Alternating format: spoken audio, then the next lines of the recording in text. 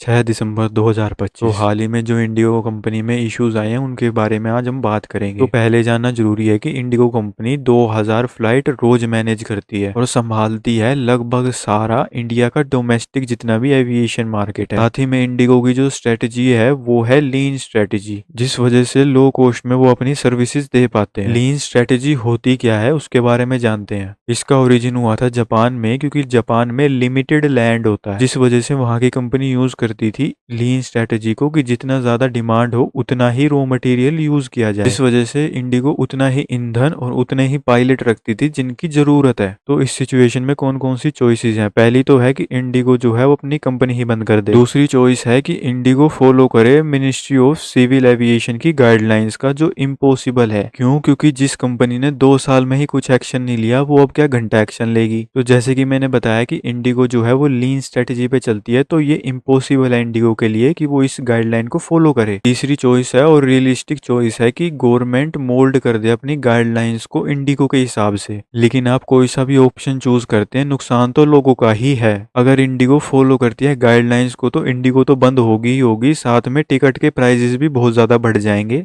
और अगर government mould कर देती है अपनी गाइडलाइंस को तो पायलट सफर करेंगे।